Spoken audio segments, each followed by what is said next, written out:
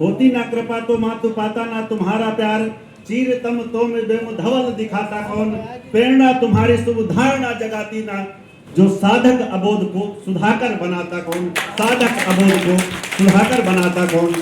ऐसी मातृशक्ति को प्रणाम करते हुए मंचस्थ सभी अतिथियों का अभिवादन करते हुए आज इस कार्यक्रम की शोभा बढ़ा रहे इस सिधौली क्षेत्र के सभी सम्मानित साथीगण और इस कार्यक्रम का आयोजन कर रहे आदरणीय वर्मा जी तथा जिन दो ऐसी साहित्य की हस्तियां जिनकी वजह से हम लोग आज एकत्रित हुए हैं। किसने ऐसा दूध पिया जो रोके गति तूफानी, किसने ऐसा दूध पिया जो रोके गति तूफानी, ये विकास की हवा चली उपनाती प्रखर जवानी, युवा हार जाते हैं लेकिन यौवन कभी न हारा, एक निमिष की बात नहीं है चिर संघर्ष हमारा, चिर संघर्ष हमारा। ऐसे दो सम्मानित हस्तियां जिन्होंने प्रदेश स्तर पर प्रथम और द्वितीय स्थान प्राप्त किए हैं, हमारे भाई श्री देवेंद्र जी और सतीश जी। आपको मैं क्या बधाई दूं और क्या धन्यवाद दूं। आपने हमारे क्षेत्र का ही नहीं हमारे जिला का नाम रोशन किया है। अभी संभाषण में बात चल रही थी कि डॉक्टर सुधाकर वर्मा लखनऊ से आए। एक चीज मैं स्पष्ट करना चाहूंगा, मैं लखनऊ का नहीं, मैं यही आपके पास बिस्वा का रहने वाला हूं। मेरी शिक्षा दीक्षा भी बिस्वा में हुई। मैं साइंस का विद्यार्थी था, बीएससी एमएससी पीएचडी लखनऊ विश्वविद्यालय कैंपस से किया, पीएचडी किया, उसके बाद बीएड किया, एजुकेशन में एमएड किया, एमए किया और दूसरी पीएचडी हमने राम मनोहर लोहिया अवध यूनिवर्सिटी से किया। समाजशास्त्र में मैंने एमए और नेट क्वालिफाई किया, इतिहास में मैंने एमए और नेट क्वालिफाई किया और इस समय सीआरपीजी कॉलेज में जूलॉजी का प्रोफेसर हूं। लेकिन इन सबसे बड़ी बात यह है कि मैं बिस्वा का रहने वाला हूं, मैं सीतापुर का रहने वाला हूं। हमारे लिए ये गर्व की बात है कि हमारी धरती पर, हमारी जन्म और कर्म भूमि पर जिन दो साहित्यकारों ने, जो दो विभूतियों ने इस हिंदी साहित्य की विधा को यहां पर प्रदर्शित करने का काम किया है, ये हमारे लिए गौरव की बात है, ये हमारे लिए सम्मान की बात है। मित्रों, मैं 2 डिग्री कॉलेज भी चलाता हूं और 2 इंटर कॉलेज भी चलाता हूं। एक ऐसी हस्ती, एक ऐसे हमारे गार्जियन जो मंचस्थ हैं, डॉक्टर बिंद्रा प्रसाद धुरिया जी। मैं पीएचडी करने के बाद साइंस का विद्यार्थी था, केवल साइंस जानता था, विज्ञान जानता था, सीवी रमन को जानता था, आर्किमिडीज के सिद्धांत को जानता था, बर्नौलीज प्रमेय को जानता था, लेकिन और कुछ नहीं जानता था, केवल पढ़ाई पढ़ाई और पढ़ाई ही जानता था। साइंटिस्ट के लिए मैं जर्मनी जाना था, मुझे जूलॉजी से मैंने एमएससी किया, पीएचडी कर रहा था। फार्मलिन मैंने फिशिस पे काम किया है, उसकी दुर्गंध की वजह से मेरे जुकाम हो गया,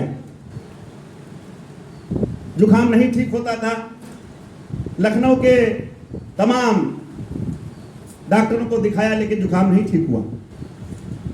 गांव आता था, डॉक्टर साहब का गांव नकारा है, उसी गांव के पास में मझगवा है, जहां पर मेरा एक इंटर कॉलेज जिसके डॉक्टर साहब अध्यक्ष हैं। डॉक्टर साहब से हमने कहा तो डॉक्टर साहब ने कहा कि अब सब दवाएं छोड़ दो, और डॉक्टर साहब ने वही आयुर्वेद की वही चूरन चटनी बना करके 6 महीना हमारा इलाज किए और मैं स्वस्थ हो गया और आज आके समक्ष हूं।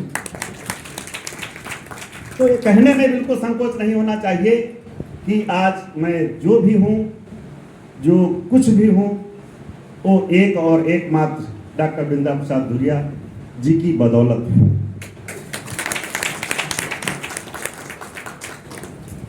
डॉक्टर साहब का मार्गदर्शन निर्देशन हमको प्राप्त होता रहता है। फिर मेरा जर्मनी जाने का प्रोग्राम कैंसिल, फिर मैंने समाज शास्त्र में, शिक्षा शास्त्र में और इतिहास में भी अपनी कोशिश और आजमाइश की और तमाम चीज़ें देखने को मिली।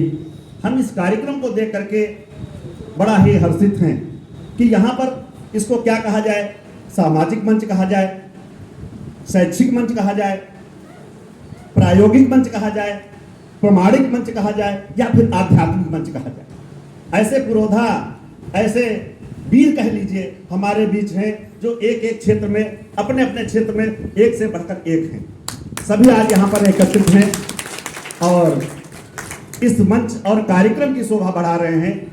मैं वास्तव में अपने को धन्य मानता हूं कि अपने गांव में, अपने क्षेत्र में आकर के यहाँ पर एक कार्यक्रम में शिरकत करने का मुझको अवसर आप लोगों ने दिया है। तो मैं यही कहूँगा कि आप लोग इस प्रकार के कार्यक्रम और इस प्रकार की विभूतियों को जो आज सम्मानित करने का काम कर रहे हैं, ये वास्तव में इस क्षेत्र के ही नहीं पूरे जिले के लिए एक प्रेरणा स्रोत और एक उदाहरण बनेगा। इन दोनों लोगों ने, इन दोनों साथियों ने जो पाया है, ये केवल उन्होंने ही नहीं पुरस्कार अर्जित किया है, हम सब ने अर्जित किया है। ये उनके सम्मान की बात नहीं है, ये हम सबके सम्मान की बात है। ये वास्तव में एक प्रेरणा का कार्य करेगा। ये पुरस्कार पाना ही बड़ी बात नहीं है, ये पुरस्कार पाते रहना बड़ी बात है। एक बार जीतना ही बड़ी बात नहीं है, बार बार जीतते रहना ही बड़ी बात है। तो इसलिए मेरी शुभकामनाएं रहेंगी दोनों भाइयों को कि आप आगे चल करके और पद्म भूषण, शिक्षक श्री सम्मान पा करके हमारे जिले की शोभा बढ़ाएंगे। मित्रों, बहुत ज़्यादा भाषण करने का टाइम नहीं है, लेकिन यहाँ पर तमाम विद्यार्थी, तमाम छात्राएं यहाँ पर बैठी हैं। मैं शिक्षा से जुड़ा हूँ, शिक्षा के लोगों को जानता भी नहीं हूँ, तो इसलिए जरूर ये कहूँगा कि आप लोगों को लक्ष्य निर्धारित करना है, कुछ बनने का लक्ष्य निर्धारित करना है। Set the target and hit the target, उसको निर्धारित करो और उसे ढेर डालो। किसी चीज को इम्पॉसिबल ना समझो, सब कुछ पॉसिबल है, सब आपके हाथ में। तो इसलिए आप लोगों को लक्ष्य निर्धारित करके आपको आगे बढ़ना है। जिस भी कार्य को करना है उसको आप लक्ष्य के रूप में लें। हमारा लक्ष्य होना चाहिए कि हमको कामयाब होना है, हमारा लक्ष्य होना चाहिए कि हमें 80% लाना है, हमारा लक्ष्य होना चाहिए कि हमें लेक्चरर बनना है। तो इसलिए हर चीज को लक्ष्य के रूप में लें और लक्ष्य को निर्धारित करें और उसे फेंक डालें। इसलिए कहा गया है, पेंडुलम हिलता तो है पर पहुंचता कहीं नहीं, लक्ष्यहीन व्यक्ति कुछ करता तो है पर पाता कुछ नहीं। तो इसलिए आपको लक्ष्य बनाना है, लक्ष्य बना करके आगे बढ़ना है। तमाम ऐसे विद्वान यहाँ पर बैठे हैं, सभी को मैं फिर से एक बार प्रणाम करते हुए अपनी वाणी को विराम देता हूँ। जय विद्या माता, जय भारत माता, बहुत बहुत धन्यवाद।